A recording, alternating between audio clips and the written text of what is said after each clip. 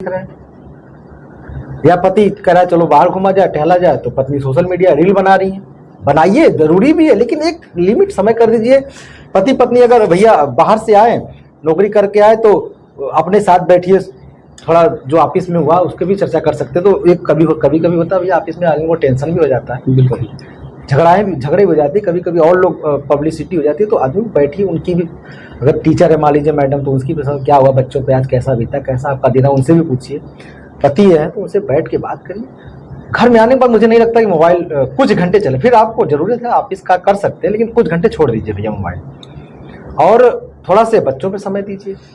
बिल्कुल सर, जब आपको लगा कि नहीं अब हम लोगों के रिश्तों में दूरियां आ रही हैं, तब क्या आपने उस रिश्ते को बचाने का प्रयास किया था? बिल्कुल भैया, बिल्कुल मैंने किया था, और आखिरी हद जो होती है वहां तक किया था। अच्छा,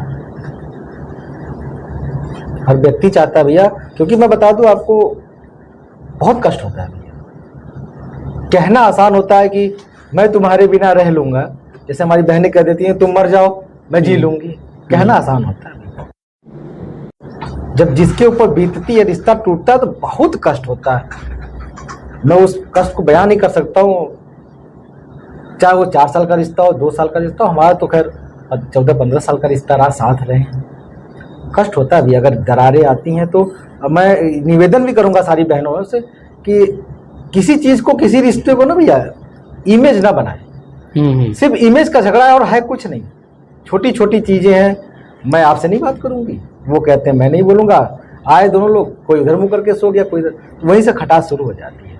पूरा देश आपको धोखा खाए पति के रूप में देखता है, आप अपने रिश्ते को और अपने को किस नज़र से देखते हैं? बस मैं भैया इतना कहता हूं कि अपने आप को मजबूत रखना चाहिए हमेशा। अपने आप को मजबूत करिए, अपने आप को इतना मजबूत करिए कि सामने वाला भी छोड़े, सोचने लगे कि नहीं ये कुछ कर सकता है। जिस वक्त आपकी स्टोरी को लेकर रील्स बन रही थी, मीम्स बन रही थी, लोग डिस्कशन कर रहे थे, डिबेट्स कर रहे थे, उस वक्त आप अपने कमरे में अकेले बैठे थे जी। क्या महसूस कर रहे थे उस वक्त? सिर्फ रोता था,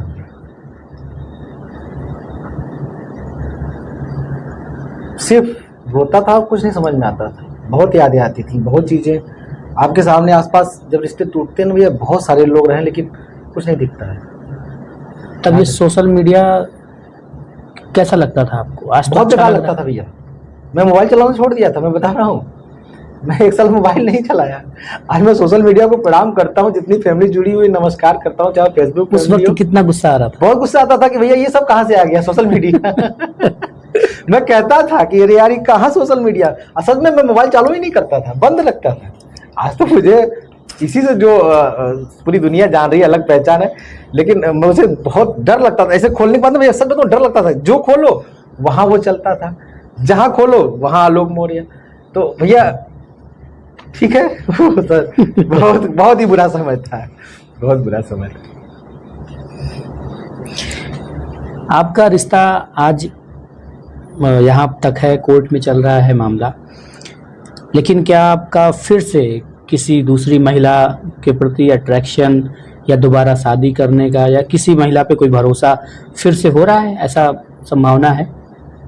भैया भरोसा किया जा सकता है, ऐसा नहीं कि भरोसा बार बार टूटता है या परेशानी है, लेकिन भैया मैंने सोच लिया है कि मैं अब जो आगे की जिंदगी है इस देश के नाम कर दिया हूँ, पूरी तरह से इस देश को देना है। और मैं आपके चैनल के माध्यम से बता दूं, मैं बहुत जल्द अपनी इस शरीर को भी कागजी रूप से मेडिकल कॉलेज को दे दूंगा, अपनी आंखें, अपना शरीर की। ऐसे ही मेरे अंदर भावना है कि मरने के बाद मेरी शरीर काम आ जाएगी, जला दिया जाएगा, क्या फायदा होगा भैया ये बताइए। ये अगर आंखें, ये हमारी आंखें किसी मेरे मरने के बाद इस आंखों से अगर कोई देखेगा तो मैं तो उसी को मानता हूँ कि वो दोबारा जन्म हो गया मेरा। अच्छा आलोक जी, कभी आपको लगा ऐसा कि अब तो सब खत्म हो गया, अब पूरे जीवन का सब कुछ सर्वनाश हो चुका है, सब कुछ खत्म हो चुका है, कभी ऐसा लगा? हाँ लगा है भैया, बिल्कुल। उस वक्त कैसे आपने अपने आप को संभाला? उस समय तो मरने का मन करता था, सुसाइड जो आज लोग कर रहे हैं। कभी कोई ऐसा प्रयास भी किया था भैया, बिल्कुल किया था। क्या, किस तरह के, जरा बताइए। और फिर कैसे संभले? अपनों ने संभाला। कैसे? वो और कब? बड़ा बुरा ही दिन था वो। मतलब भैया जब परिवार टूटता है तो आदमी बड़ा कमजोर महसूस होने लगता है उस समय। और एक समय ऐसा भी तो आता है ना भैया कि पति पत्नी के अलावा कोई दिखता भी नहीं है। प्यार अगर अच्छा हो तो होना भी चाहिए। सबका स्टेज बना, माँ बाप की सेवा का अलग बना। तो जब थोड़ा से दर्द होता है तो आदमी सोचता है कि क्या करेंगे जी के। दिन में प्रयास किया था या रात में? नहीं, रात में किया था। किस तरह? मरने का कट के ट्रेन से। अच्छा। कि सोचा था जिंदगी खत्म कर लूंगा। लेकिन कब कुछ अपने कदमों को रोका? भैया उसी समय संजोग से मेरे पिताजी का फोन आ गया। और जब आप भैया किसी आपके दिमाग में अगर कुछ भी है कि मुझे खत्म करना है या नहीं जीना है और उस समय अपनों का फोन आ जाए तो हाथ कांपने लगते हैं, क्योंकि आप खड़े हैं कि मरना है। कहाँ पे खड़े थे? अपने घर के ही पास सुबेदारगंज स्टेशन, वहीं पे। अच्छा, रेलवे लाइन। Railway line. उसी समय पिताजी का फोन आ गया। मेरे हाथ कांप रहे थे। कहे बेटा कहाँ हो? हमने कहा, पहले बात तो मैं बोल नहीं पाया। कहे नहीं बताओ कहाँ हो? हमने कहा कि मैं मरने जा रहा हूँ पापा। तो वह क्यों? फिर देख नहीं रहे आप, मुझे अच्छा नहीं लग रहा है ये सब हुआ जिंदगी में, नहीं होना चाहिए था। तो उन्होंने बस ये कहा, इसमें अच्छा ये बताओ मेरी तुम्हारी मम्मी की क्या गलती है? ये बता के तुम मर जाना। उन्होंने कहा ये बता दो कि हमने पैदा किया, बड़ा किया, पढ़े लिखे, चले गए इलाहाबाद रहे, फिर उसके बाद इसमें मेरी है तुम्हारी मम्मी क्या गलती है कि मरने जा रहे हो? एकदम सही। मैं रोने लगा भैया उस समय। उन्होंने एक चीज कहा, बेटा मरना, लेकिन मैं आ रहा हूं, मैं चल के आ रहा हूं घर से, गांव से, मुझसे मिल लेना, फिर मैं बताता हूं। और उन्होंने एक शब्द कहा फोन काटने से पहले कि आलोक बेटा कुछ करने से पहले ये सोच लेना कि वो हर बाप के लिए बहुत बुरा दिन होता है जब वो अपने बच्चे को कंधे पे उठाता है, उसकी अर्थी, उसका कंधा टूट जाता है। उन्होंने बहुत, मतलब मैं भैया मैं बोल नहीं पा रहा हूँ। उन्होंने इतना कहते ही रोने लगे और फोन काट दिया। उन्होंने कहा कि बेटा वो बहुत बुरा दिन होता है, वो भगवान ऊपर वाला किसी को दिन ना दिखाए कि बेटा की अर्थी बाप उठा रहा है। यार मैं 60 साल का हो गया, मैं मरूं, मुझे ले जाओ, जलाओ, बाजा बजाओ, अच्छा लगेगा? रिटायर हो गया हूँ, सेवा दिया हूँ, टीचर रहा हूँ।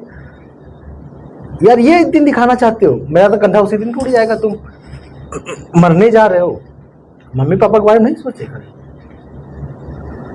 उन्होंने ये भी कहा कि दिन आता रहता है, कोई बात नहीं, बदलेगा दिन, घबराओ, हम तो बहुत एक्सपीरियंस रहा है, बहुत उतार चढ़ाव चला है। उन्होंने बताया मेरे पिता तो मैं हाई स्कूल में था तभी मर गए थे। मैं 5 भाइयों को संभाला हूं, मैं सबसे बड़ा था।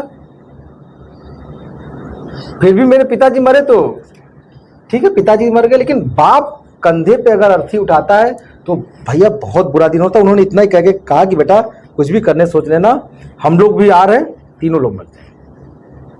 ये दिन मैंने एकदम रोए खड़े हो गए, बहुत गला भर आया। सच में वो पिता के लिए तो वास्तव में बहुत कष्ट का समय होगा जब बेटे को पिता की आवश्यकता है, उस वक्त पिता को ही अपने बेटे की अर्थी उठाना पड़ता हो। ये बहुत, वास्तव में बहुत कष्टदायी है। लेकिन इन बातों ने आपकी आंखें खोल दी और फिर आप अपने पैर को पीछे कर लिया। भैया वो चीज़ मैं सबसे युवाओं से भी करना चाहता हूँ। वो समय कुछ देर के लिए आता है। अगर आपके साथ दिल टूटा है, या आपने को किसी ने छोड़ा है, या आपको धोखा मिला है, या नौकरी नहीं मिल रही है, बेरोजगारी से परेशान है, या कोई भी प्रॉब्लम हो सकती है, तो आदमी सोचता है मर जाऊं, तो उसका मरना रास्ता नहीं है। और वो चीज़ें कुछ मिनट के लिए आती है। उन्होंने फोन काट दिया, बेटा ऐसा मत करना कि तीनों को मरना पड़े। तो मैंने कहा मैं फिर मुझे एकाएक जैसे 2 मिनट बाद लगा कि मेरी दुनिया पलट गई है। अरे यार मैं क्या करने जा रहा था? अरे आलोक तुम क्या कर रहे थे? ये मैंने एक अलग ही उनका फोन काटने के बाद मैंने कहा साला मैं क्या करने जा रहा था? मैंने अपना मोबाइल पटक दिया। हमने कहा अरे यार मैं मरने जा रहा हूँ। मतलब वो चीजें 2 मिनट के लिए आती है, कुछ सेकंड के लिए आती हैं। और भैया मैं निवेदन भी करूंगा, उसी वक्त अपने आप को संभालना पड़ता है। और मैं निवेदन भी करता हूं भैया आपके कौशाम्बी लाइव से कि अगर लगे कि कोई व्यक्ति आपके आस पड़ोस का परेशान है, परेशानी किसी प्रकार की हो सकती है, चाहे वो भाई हो, बहन हो, माँ हो, उसके पास 10 मिनट बैठिएगा जरूर। आपका वो 10 मिनट भैया किसी की जिंदगी बता सकता है, मोटिवेट हो जाएगा वो। लगे आपको कि नहीं है परेशान, भले आपका दुश्मन ही हो, न बोलते हो, पड़ोसी में जैसा आजकल होता है कि पड़ोसी नहीं बोलता है, भैया बड़ा जिंदगी अस्त व्यस्त हो गया है। बिल्कुल, सिर्फ पैसा पैसा पैसा। मैं मानता हूँ भैया पैसा जरूरी है, पैसा के बिना नहीं कुछ हो सकता, पैसा, लेकिन रिश्तों को भी तो देखना है। लेकिन पैसे सब कुछ नहीं, सब कुछ नहीं है, बहुत कुछ है लेकिन सब कुछ नहीं है। बहुत कुछ है पैसा, लेकिन सब कुछ नहीं है।